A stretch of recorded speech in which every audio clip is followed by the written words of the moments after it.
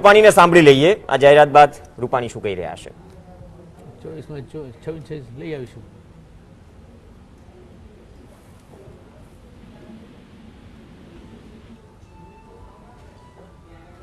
अभी 12 तारीख को कांग्रेस केस आई क्या हो रही है?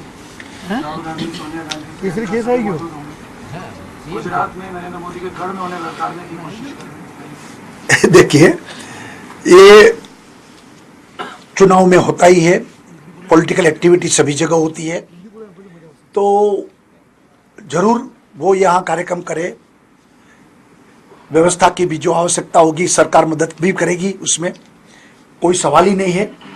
लेकिन मैं मानता हूँ कि गुजरात के लोग कांग्रेस की सभी गतिविधि से अच्छी तरह से परिचित है और देश किसके हाथों में सलामत है वो मोदी जी को भी गुजरात के लोग जानते हैं अच्छी तरह से, भारतीय जनता पार्टी को भी जानते हैं। इसलिए तो 23 साल तक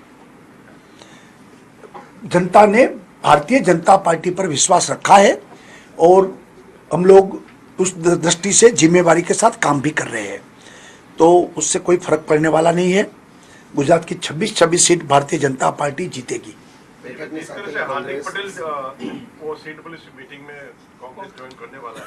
हमने पहले भी कहा था, हम बरसों से कहते आए हुए हैं कि हार्दिक उनका एजिटेशन पॉलिटिकली था, कांग्रेस का ही वो उसकी डिजाइन से वो काम कर रहा था। उस वक्त भी कांग्रेस के साथ छुप छुप के मिलता था। आप लोगों ने, मीडिया ने उनकी सब सीडी वीडियो प्रचलित की है। रात को वो सर्किट हाउस में सबको मिलने के लिए जाता था, सुबह वो अलग अलग बातें करता था। और मैं मानता हूं कि आज पाटीदार समाज भी पूरा तरीके से हार्दिक को पहचान गया है, समाज के साथ भी खिलवाड़ किया है, युवाओं को बहकाया है। पता नहीं मुझे, लेकिन जो न्यूज आते हैं कि वो भी कांग्रेस की सीट पर चुनाव लड़ने वाले हैं, उनको वहां ही उस चुनाव में ही पाटीदार समाज ही उनको अच्छी तरह बुरी तरह से उनको हराएंगे। मोदी जी इस बार भी गुजरात से लड़ेंगे किसी सीट से? पता नहीं, वो तो तय करेंगे दिल्ली, लेकिन बनारस से लड़े हैं लास्ट टाइम। कांग्रेस सभा पण करવાનું છે અડાલજમાં। હા, કરે પ્રિયંકા ગાંધી, રાહુલ કરે ગાંધી બધા જ લોકો કરે રહેવાના કરે કરે તો હવે તે રહેવું જ પડે ને, એની મીટિંગ છે આઈસીસીની। અને લોકો જોશે કે પરિવારવાદ, એક જ પરિવારના લોકો બધા છે, લોકોને ખ્યાલ આવશે કે ભાઈ આ બધા મંચ ઉપરથી જો, અને હજી પણ પ્રિયંકાબેનની પાછળ પણ જે કાંઈ બધા આવે અને મંચ ઉપર આ બધા લોકો પણ બધાને દર્શન આપે એવું અમે ઈચ્છીએ છીએ। લોકસભાની ચૂંટણીમાં ગુજરાતના કયા મહત્વના મુદ્દાઓ રહેશે આપણી? લોકસભાની ચૂંટણી હંમેશા રાષ્ટ્રીય મુદ્દા ઉપર હોય છે। દેશ કોના હાથમાં સલામત છે, કયા વડાપ્રધાન આ દેશને સલામત રાખશે, તો અત્યારે મોદી સિવાય બીજો કોઈ વિકલ્પ જ નથી।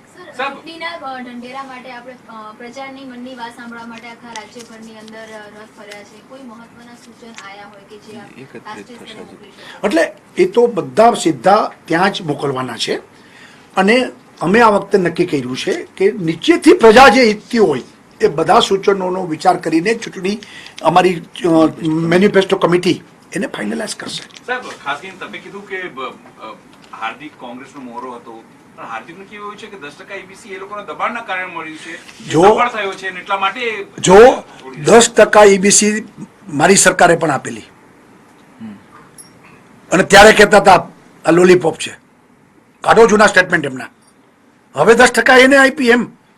એટલે આ બધી વાતોમાં ખુલ્લા પડી જાય છે। અને એ પછી કપિલ સિબ્બલ અને એના દ્વારા જે નાટકો થયા, અમે અનામત આપશું, આમ આપશું, તેમ આપશું, હા, 10% ની જાહેરાત પહેલા પણ એનું સ્ટેટમેન્ટ છે કે મોદી આ કરશે તો અમે પહેલા આવકારશું।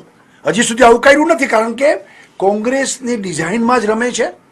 કોંગ્રેસને લાભ શું થાય, ભાજપ બદનામ કે થાય, એ સિવાય એને કંઈ કર્યું નથી ને એ સિવાય એની માનસિકતા નથી, માટે હવે એની વાતમાં કોઈને ભરોસો જ નથી। हार्दिक ये कह रहा है कि ये 10% जो मांग रहे थे वो एक कॉन्स्टिट्यूशन